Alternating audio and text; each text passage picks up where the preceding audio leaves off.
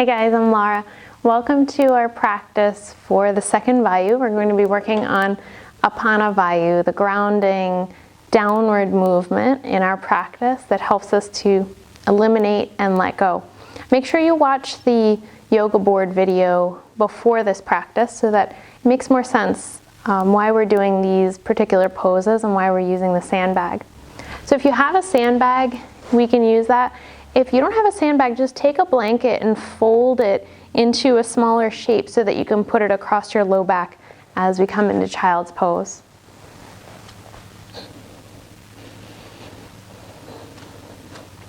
Bring the knees wide.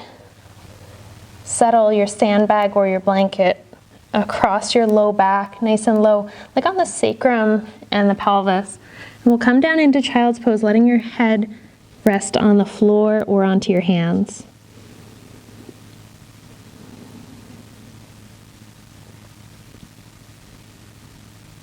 In this position, begin to focus on your exhale. The exhale is the release. We're letting go of what we no longer need to carry with us.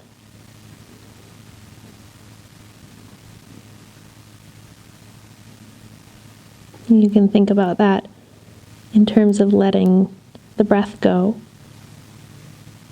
in terms of letting physical tension in the body release, releasing any emotions that have been clinging to you that you have maybe had some difficulty processing through, or thoughts that keep coming up that you want to let go of.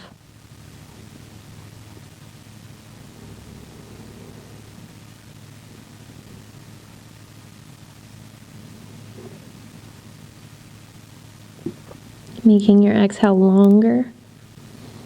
You can count the breath if that helps to keep the mind focused.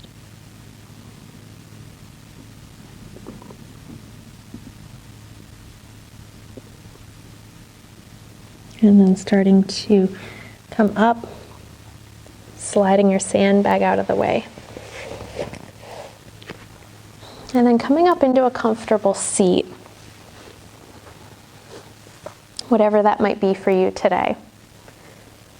And the breath work that we're going to start with is a short retention after the exhale. Our APANA VAYU practice focuses on the exhale, the process of letting go.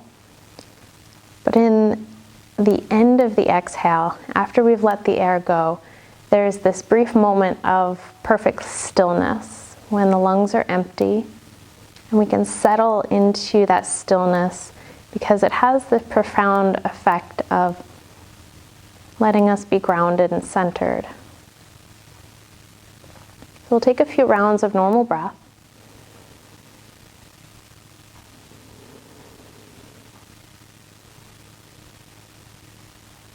And then the next time that you breathe out, once you've let go of all the air, gently pause.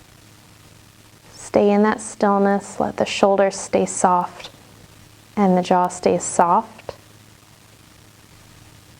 Slowly begin to inhale. Take a few regular breaths.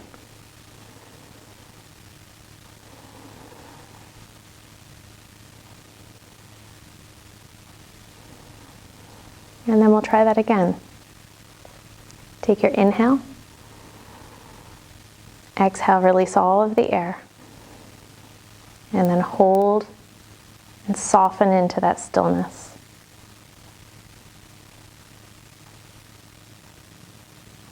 Inhale, bring the breath back in. And exhale. So back into your normal breath. Watching that play back and forth between the inhale coming in, and as the space fills in the lungs, there's an upward movement. On your exhale, even though the diaphragm has to move up to push the air out, there's really an overall quality of downward movement and settling. So it's interesting how the diaphragm moves opposite to the energetic effect of the inhale and the exhale. Let's come back over onto hands and knees. And here's where we're going to start to warm up the hips. I want you to start with the left hip You're going to circle that around. But you'll notice that right now I'm keeping my pelvis perfectly still. I'm not letting my lower back move. I'm just taking a few circles forward and back from that ball and socket joint of my hip.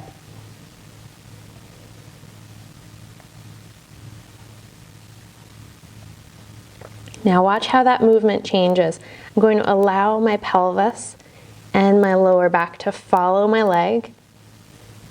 And the movement gets much larger. It's a much bigger circle. There's a lot more going on. And there's really some benefit to practicing that movement both ways, but you want to be able to control it. When you want to hold something still, you want to have that control. When you want to create movement, you also want to have that skill. Okay, let your left knee come down, and we'll do that with the right leg. First, the pelvis stays still. It's a little more controlled, smaller circles.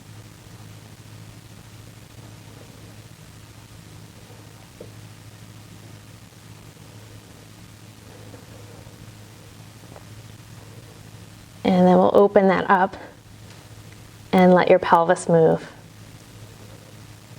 A couple circles each way, really big.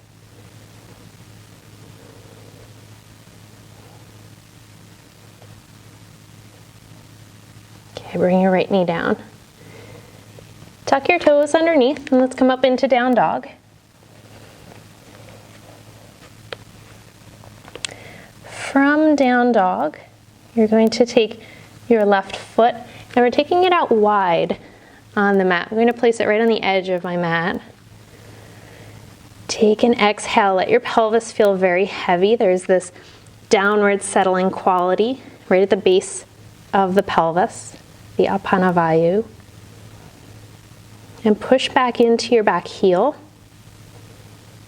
And then see if you want to create a little rocking movement forward and back just to help your body acclimate to this wide lunge.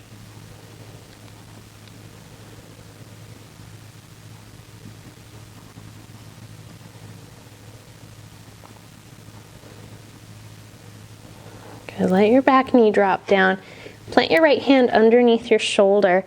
Take your left hand up onto the knee. And then maybe up to the ceiling. So if your left knee is healthy and you want to let it drop out toward the side, if you want to let it open, you can do that as long as it doesn't cause any discomfort in your knee.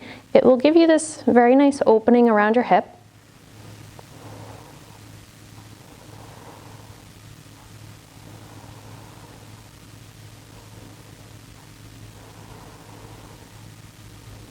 Come back down, draw your knee in. Hand comes down to the inside of your foot because we're in a wide lunge. Lift your back knee up. And then we're just going to swing the left leg back and then switch over to the other side. Take your right leg out wide. Right out to the edge of the mat. Starting to rock yourself forward and back.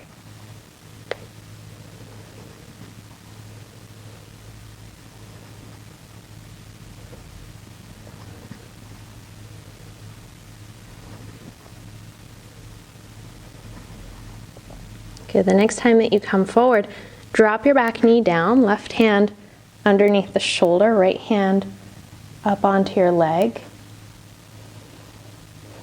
Just to start that twist there, and then see if you want to open the arm up farther. Maybe the knee wants to open out toward the side. If your knee on this side is healthy, that's an option.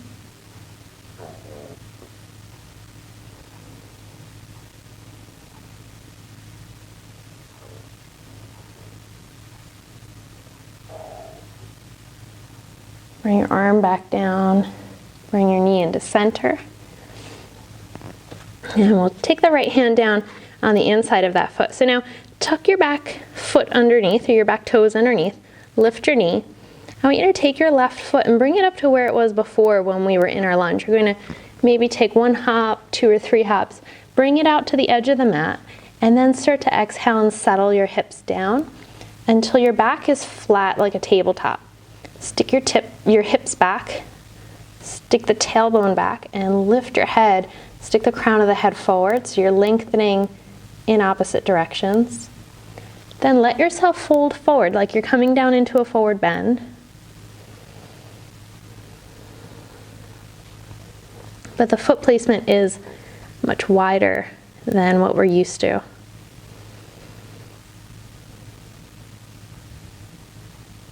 Good, heel toe the feet toward each other. Soften the knees, press the feet down, and we'll inhale to come all the way up. Palms come together and drop down into the heart.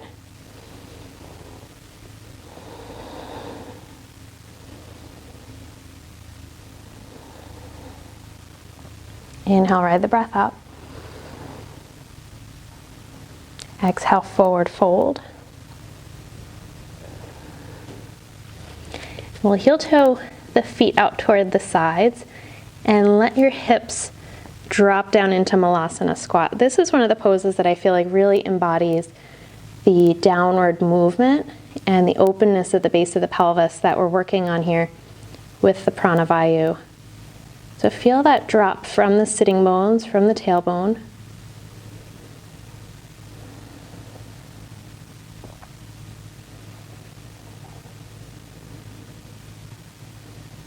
And then we'll take the hands out front, let yourself drop back, sitting on the mat, and then coming all the way down onto the back.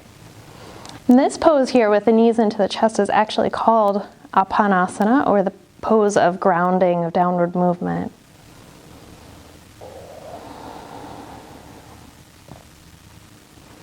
We'll take the knees out wide so that the low back and the base of the pelvis can settle. And then close. Open and close a few times. Hold on to your right knee, send your left leg out. Feel that opposite movement as the left foot lengthens, the right knee comes closer. And then we'll change legs. Left knee in, right leg out.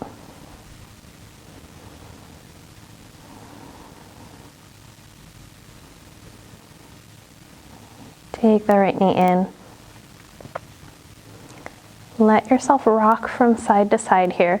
There's freedom in the hips so that the knee goes out, the other knee goes out. Any movement that wants to happen at the hip as you roll. Come back into the center, let your feet drop down. Let your hands open, and then we'll sway the knees.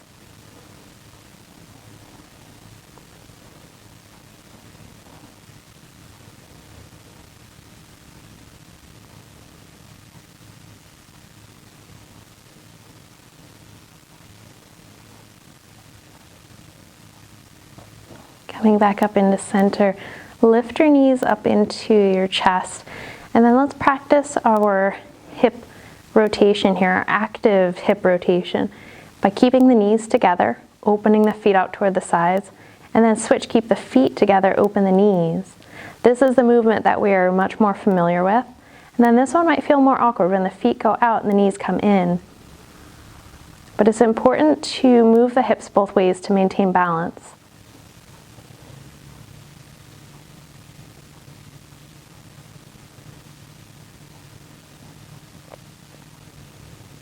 Okay, so now bring the shins together. I'm going to take the right leg and cross it on top. Draw your legs in toward you, and then we'll walk the hands down, holding onto your shins or your ankles or your feet, opening them out to the sides into Gomukhasana. Make sure that your upper body can settle. Your head can rest, your shoulders can drop back. And then we'll rest here.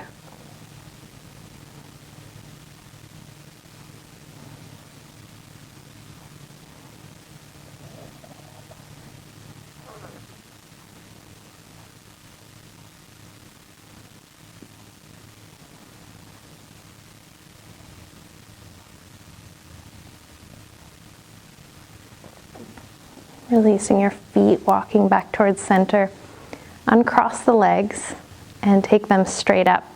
This time for our hip rotation, we're going to turn the toes in and the heels out.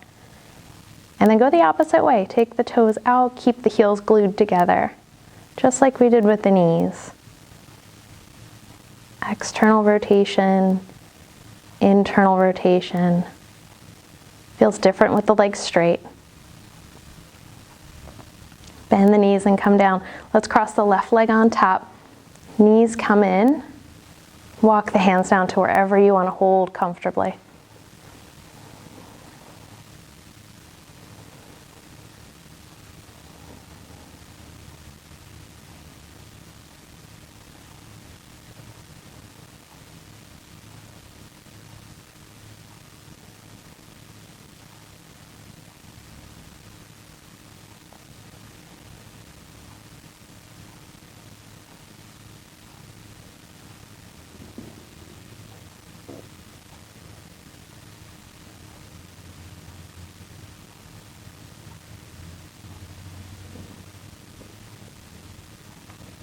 One last breath on this side.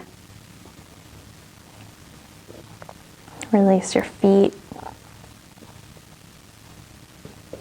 Let your feet drop down, arms open to the sides, and we'll do one more hip movement. Dropping your left knee in, internally rotating. Feel that nice opening down the front of the thigh, the outside of the thigh. And switch to the other leg. Giving a little bit of active pull, like you're drawing your leg closer down toward the floor as you pull it in. This will also help to open out around the lower back.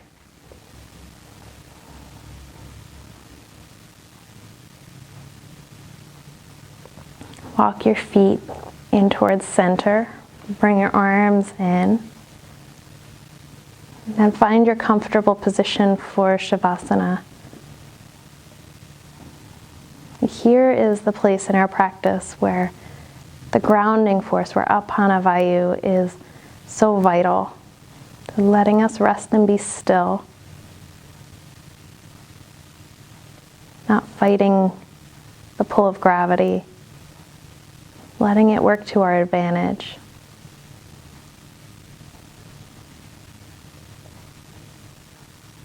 Allowing yourself to rest and be still for as long as you feel like you need to.